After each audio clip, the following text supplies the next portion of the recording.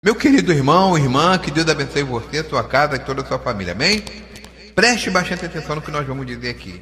Talvez você já esteja passando por um momento muito difícil na sua vida. Talvez você ache que não tem mais saída, que está tudo acabado. Talvez você pense que você está sendo perseguido, que só você segue a Deus, parece que está tudo errado. Não fala isso.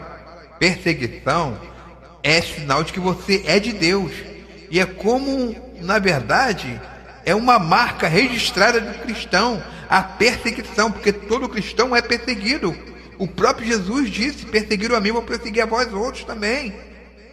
Amém? Ele disse o quê? A palavra de Deus diz o quê? No mundo tereis aflições. Mas tem uma música que eu gostaria de trazer até você, do nosso querido irmão Sérgio Lopes. É uma canção linda demais, muito linda.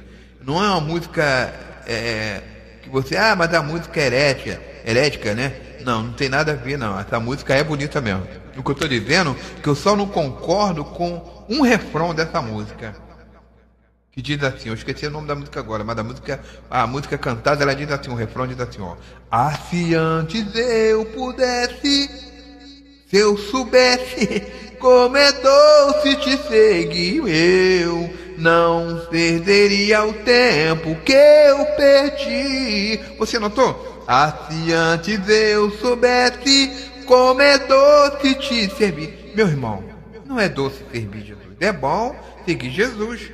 Mas se você falar que é doce, você não está sendo verdadeiro. É doloroso seguir. É espinho. A Bíblia diz, se fosse doce, a Bíblia não falava assim: quem quer vir após mim, pega a sua cruz. A cruz é sinal de peso. É sinal de dor. É sinal de perseguição. Porque o próprio Jesus disse: se é doce, por que Jesus falou assim? No mundo tereis aflições. Quem está sendo afligido, quem é o tempo todo fulminado por perseguição, tem motivo para dizer assim: estou muito feliz pela perseguição, estou muito alegre? Não. Pode se alegrar sim, regozijar pela perseguição, porque sabe que você é um servo de Deus.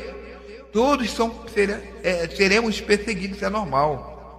Mas nós não podemos, de hipótese nenhuma, desanimar. Deixa eu falar para você. Se nós andarmos pela palavra de Deus, caminharmos pelas escrituras sagradas, vamos ver homens que foram justiçados. José, ele foi expulso de casa pelos irmãos porque ele é um servo de Deus. Todos que são de Deus é perseguido. Porque os irmãos dele tinham qual o motivo? Perseguição, porque eles tinham ciúme, inveja de José. É verdade, porque era um homem de Deus. Daniel orava 3 vezes ao dia, até que os magistrados ali do rei Dário criaram um decreto e fiz com que o rei assinasse. O rei assinou sem saber que estaria atingindo a Daniel, porque foi feito assim um decreto, mas que a intenção era o quê? Prejudicar Daniel, que era um servo de Deus. E aí Daniel não obedeceu o decreto, que eles botaram olha, rei, o senhor assinou aqui uma lei, está sendo desobedecido. O decreto diz que ninguém pode orar e outras coisas a mais. Então, o que acontece, meu irmão e minha irmã? Você adorar a Deus em certas épocas, em certos lugares ou países, é motivo de morte, é motivo de perseguição e ser preso. No caso aí de Daniel, ele foi condenado à morte, porque se ele foi jogado na cova dos leões, ele foi condenado à morte, porque os leões obviamente iam matar ele. Mas quando a pessoa tem Deus, é diferente. Entendeu? Não adiantou nada aqueles homens criaram o decreto, porque eles mesmos caíram na própria cova ou na própria armadilha que eles armaram. Sadraque, Mesaque e Abednego. E Sadraque, Mesaque e Abednego também foram 3 homens, eram 3 jovens de Deus que também foram perseguidos por conta da sua fé. Por quê? Porque foi levantado, o rei Nabucodonosor levantou uma imagem obrigando todos se prostrarem. E esses 3 homens de fé jamais fariam isso.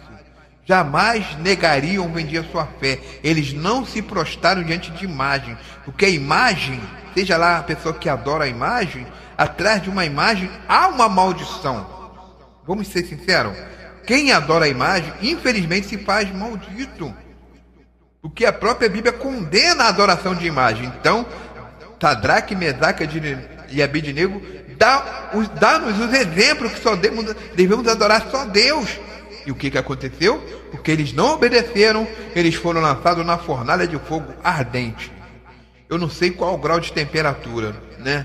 Não estudei sobre isso ainda, mas só aqueles homens que chegaram na porta, mal chegaram na porta para lançar esses 3 homens de Deus, eles foram queimados, torrados. Enquanto os outros que foram lançados, os 3 homens de Deus foram lançados, 3, eu disse 3, né? Na fornalha de fogo ardente, e nada e nenhum dano lhes aconteceu. Mas quando o rei olhou, tinha 4, e ele disse: não lançamos 3? Por que tem 4?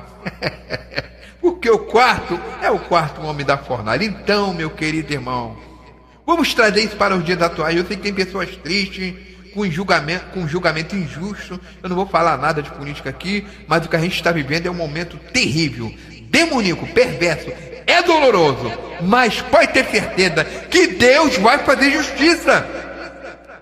Eu duvido, meu irmão, minha irmã, que Deus não vai fazer justiça.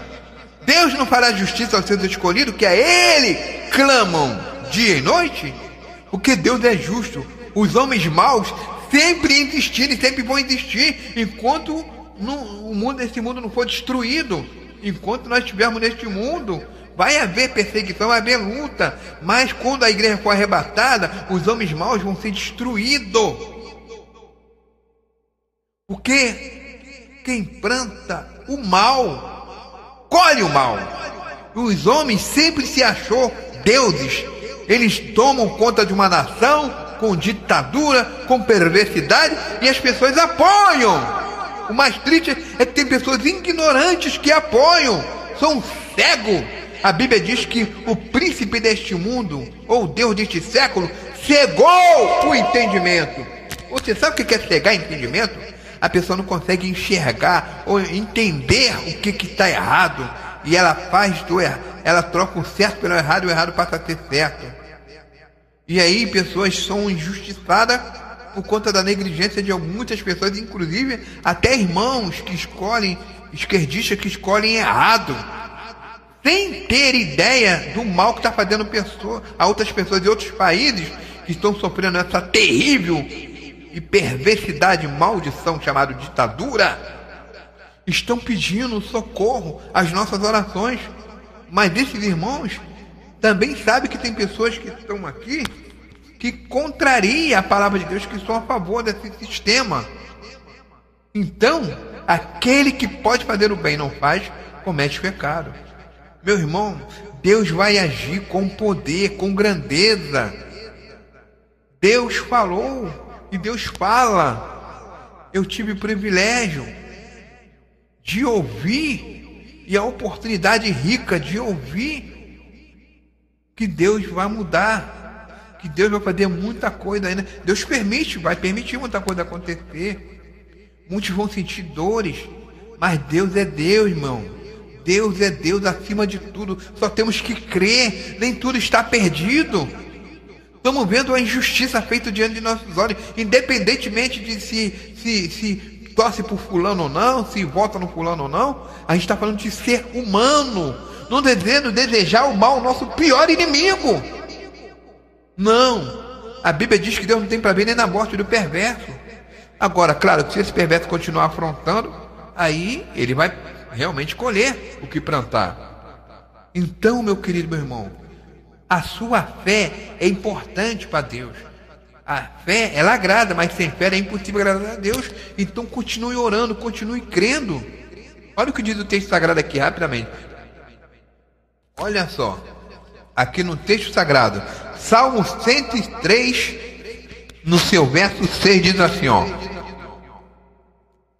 Preste bastante atenção. Isso é muito forte. Vou ler rapidinho. O Senhor faz justiça e juízo a todos os o quê? Oprimidos. Quem está sendo oprimido, aguarde que Deus vai fazer justiça. Deus vai fazer justiça a todos os oprimidos. Deus faz justiça, e é a palavra de Deus que não volta atrás, amém? Fiquem todos com Deus e creem, continue orando, e que Deus abençoe a todos rica e poderosamente, no nome do Senhor Jesus. Deus é justo, Deus é fiel. graça e paz. Tenham todos um bom dia.